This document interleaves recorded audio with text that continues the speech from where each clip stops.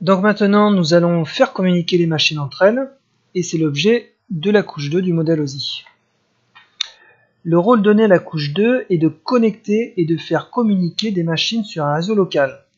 La couche 2 possède un autre rôle important qui est la détection des erreurs de transmission et non pas les corrections. La différence est importante car la couche 2 verra les erreurs et fermera les yeux sur celles-ci. Ou la coquine. Donc en fait, voilà, ce qu'il faut savoir, c'est que la couche 2, son rôle, c'est pas de corriger les erreurs, c'est juste de les détecter. Donc on peut s'imaginer qu'à un moment donné, il va dire à une couche supérieure, voilà, j'ai détecté des erreurs, ça serait peut-être pas mal de les corriger ou de dire à l'émetteur qu'il y a un petit problème. À partir de la couche numéro 2 et jusqu'à la numéro 4, vous allez systématiquement identifier la couche par une adresse, ou par un numéro, enfin peu importe. Pour la couche 2, on est sur l'adresse MAC. Donc vous avez sûrement déjà entendu parler de l'adresse MAC. L'idée ici, c'est de vraiment vous expliquer à quoi ça sert, comment elle est numérote. Voilà. Donc l'adresse MAC est l'adresse de la carte réseau. L'adresse MAC s'écrit en hexadécimal sur 6 octets, donc 48 bits, soit plus de 256 000 milliards de possibilités et va donc normalement être unique au monde. Petite parenthèse. Alors, hexadécimal, c'est quoi? Vous avez l'habitude de compter en décimales, sur la base 10. 1, 2, 3, 4, 5, 6, 7, 8, 9, 10. J'ai oublié, non, 0, 1, 2, 3, 4, 5, 6, 7, 8, 9. Donc base 10. 10, 11, 12, 13, 14, 15, 16, 17, 18, 19. Voilà. L'hexadécimal, c'est 0, 1, 2, 3, 4, 5, 6, 7, 8, 9. A, B, C, D, E, F. D'accord? Donc c'est une base 16, normalement, si je ne me trompe pas. C'est-à-dire que vous avez 16 valeurs dans votre tranche 0, 1, 2, 3, 4, 5, 6, 7, 8, 9. A, B, C, D, E, F. Et oui, je compte sur les doigts, ça fait bien 16. Ensuite, octet. C'est quoi un octet? C'est... alors, c'est quoi un octet? C'est quoi plutôt un bit? D'abord, on va commencer par un bit. Un bit, ça prend deux valeurs, soit 0, soit 1. D'accord? Et un octet, c'est 8 bits. D'accord? Donc, quand vous prenez un octet, derrière un octet se cache 8 bits. Donc, vous pouvez avoir un octet qui a comme référence, voilà, je vais y arriver, comme valeur, voilà. Un octet qui va être 0, 0, 0, 0, 0, voilà, 8 fois. D'accord?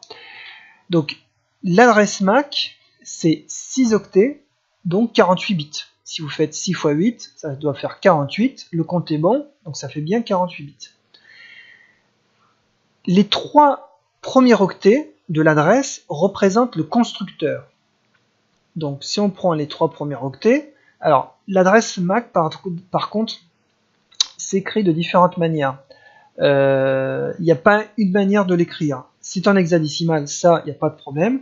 Par contre, vous pouvez très bien écrire l'adresse MAC sans points, sans deux points, sans tiret, sans espace, sans rien. Il faut savoir qu'on peut l'écrire d'énormes manières, de plein de manières différentes. Donc je vous laisse regarder sur internet, il y a plein d'exemples, donc vous allez vite être peut-être perdu au début, mais vous allez voir que finalement vous avez toujours vos 6 octets, ça bouge pas. Donc si on prend l'adresse de broadcast, donc l'adresse de broadcast c'est l'adresse de diffusion en français, c'est 1 octet, 2 octets, 3 octets, 4 octets, 5 octets, 6 octets. Voilà. Donc vous avez bien vos 6 octets qui représentent l'adresse MAC. Ensuite, je dis que cette adresse MAC est normalement unique au monde. Alors je dis normalement puisqu'en fait, ce que font les constructeurs, ces petits malins, c'est qu'en fait, ils vont acheter donc les 3 premiers octets. Donc imaginons qu'un gros constructeur, peu importe la taille, hein, achète les 3 premiers octets. Et bien, il va ensuite construire ses cartes réseau et il va adresser les 3 octets de la fin. Le problème, c'est que les constructeurs sont toujours dans l'économie, ça on peut s'en douter. Donc ce qu'ils vont faire, c'est qu'ils vont créer une adresse MAC, voilà, et ils vont dire, bah tiens, la carte réseau pour le marché asiatique, bah, je vais lui donner une adresse MAC. Et puis pour le marché français, bah, je vais envoyer une carte réseau avec la même adresse MAC.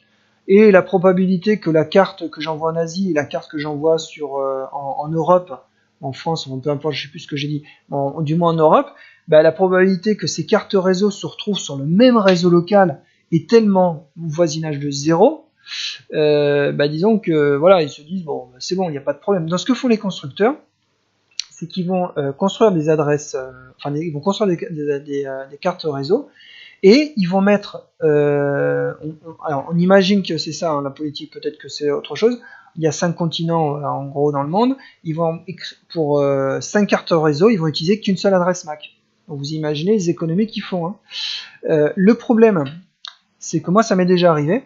Alors voilà, c'est peut-être parce que c'est la faute à pas de chance, mais en fait j'avais sur mon réseau local, j'avais 2 ordinateurs qui avaient exactement la même adresse MAC. Enfin les cartes réseau des ordinateurs avec la même adresse MAC.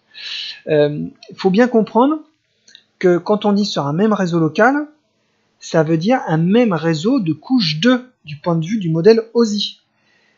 Ça veut dire que c'est pas parce que les ordinateurs sont dans la même ville ou même dans la même entreprise qu'ils sont forcément sur le même réseau local. Vous comprendrez plus en détail dans les prochains cours ce que je veux dire. Mais en fait, le même réseau local, ça veut dire qu'ils sont vraiment physiquement au même endroit, puisque le réseau local, normalement, c'est vraiment local.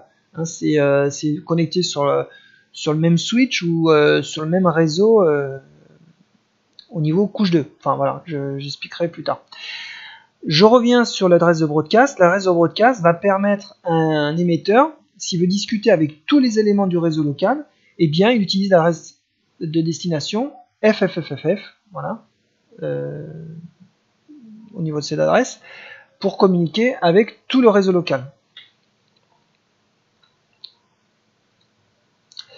Le protocole Ethernet. Donc, le protocole Ethernet est un langage permettant de faire communiquer les machines entre elles et qui va définir le format des messages que les ordinateurs vont s'échanger. En réseau, on traduit langage par protocole. Dans notre message, nous allons devoir envoyer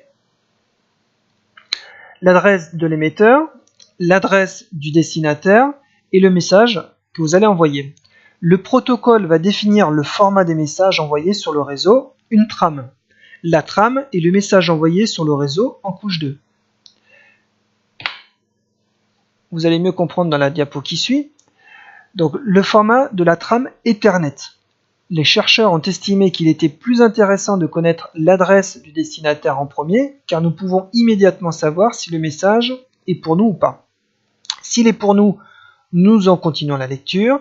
S'il n'est pas pour nous, ce n'est pas la peine de passer du temps à le lire. Nous allons donc positionner l'adresse MAC du destinataire en premier, suivi de l'adresse MAC de l'émetteur, aussi appelée adresse MAC source. Alors, je reprends. Dans cette fameuse trame, où va être envoyé donc, via la couche 1 des 0 et des 1, avec ces 0 et des 1, on va envoyer dans un premier temps l'adresse MAC du destinataire, dans un deuxième temps l'adresse MAC source, et dans un troisième temps la suite du message. Alors, je réexplique pourquoi on met l'adresse MAC destinataire en premier. Alors, un petit exemple, vous êtes dans une pièce, il y a une dizaine de personnes, plutôt que de parler, voilà, je parle dans la pièce, en disant, ben, je m'appelle machin, je veux dire ça, tout ça. Tout le monde va écouter. Et puis après, il va dire, en gros, il va dire, ah ben non, mais en fait, je voulais me parler à telle personne. Vous avez perdu du temps. Alors que si dès le départ, vous dites, je veux m'adresser à telle personne, eh bien, tous les autres vont dire, bon, bah, ok, c'est pas pour moi, je laisse tomber, je passe à autre chose. Donc, les chercheurs se sont dit, bah, ce serait pas mal de mettre l'adresse MAC de destination en premier, pour effectivement limiter le traitement par les autres ordinateurs, voilà, et de perdre du temps finalement à traiter des informations inutiles. Voilà. Alors c'est une des explications, il y en a peut-être d'autres forcément, mais voilà, c'est ce qu'il faut savoir si on veut regarder les choses vraiment de loin. Voilà, donc le protocole de couche 3, donc on n'en a pas encore parlé de la couche 3, mais ce qu'il faut savoir, c'est qu'au niveau de la couche 2, on va indiquer à la couche 2 quel protocole est utilisé en couche 3. D'accord? Donc nous avons vu que lors de l'envoi d'une information, nous parcourons les couches de haut en bas. Il est donc nécessaire d'indiquer dans la trame quel protocole de couche 3 a été utilisé quand le message a été envoyé et qu'il a traversé les couches du modèle OSI de haut en bas. Notre trame devient donc adresse MAC destinataire, adresse MAC source, protocole de couche 3 et la suite du message. Donc vous avez vu, on a rajouté un élément qui est le protocole de couche 3. Le CRC, pour que le message envoyé soit identique au message reçu, nous allons utiliser un code de correction des erreurs nommé CRC, qui est une valeur mathématique représentative des données envoyées. Imaginons qu'une machine A envoie un message à une machine B. Lors de l'envoi, A calcule un CRC, donc d'une valeur X, et le met à la fin de la trame. B reçoit le message et fait le même calcul que A avec la trame reçue, une valeur Y. B compare la valeur qu'elle a calculée Y avec la valeur A, avec la valeur que A avait calculée et mise à la fin de la trame. Si elles sont égales, la trame envoyée par A est bien identique à la trame reçue par B. Si elles sont différentes, il y a une erreur lors de la transmission. La trame reçue par B n'est apparemment pas la même que celle envoyée par A. Il y a eu un problème quelque part et nous l'avons détecté. J'explique. Je suis l'émetteur. J'envoie un message. Ce message, il y a un algorithme qui va calculer une certaine valeur. Cette valeur, je le mets à la fin de la trame. Et quand le récepteur, lui, va recevoir le message, il a exactement le même algorithme que moi. Il va calculer une valeur. Et il va comparer la valeur qu'il a calculée et la valeur qu'il aura reçue à la fin de la trame. Donc, qu'est-ce qui se passe? On va avoir notre fameuse MAC source, destination, pardon, excusez-moi. Au début, la MAC destination, la MAC, l'adresse MAC source, le protocole de couche 3, toujours les données envoyées, et à la fin, le CRC. Alors, avant de parler de la suite, une petite parenthèse sur le CRC. Ça veut dire quoi? J'envoie un message. Je calcule avec mon algorithme une valeur qui va me donner une valeur, par exemple 10. Je l'envoie à la fin de ma trame, ici. Le récepteur, lui, il va faire le même calcul. Il va trouver une valeur. Est-ce qu'il va être sûr et certain que ce qu'il a reçu, c'est bien ce qui a été envoyé? Réfléchissez à cette question parce que ça peut arriver qu'il y ait des problèmes alors qu'il pense qu'il n'en a pas. Et il peut y également ne pas avoir de problème alors qu'il pense qu'il y en a. Ça s'appelle des faux positifs. Un exemple. L'émetteur envoie un message. D'accord? Il calcule, donc l'algorithme, il calcule une valeur CRC. Il le met à la fin de son message. Sauf que la valeur du CRC est altérée dans l'envoi du message. Ça peut arriver.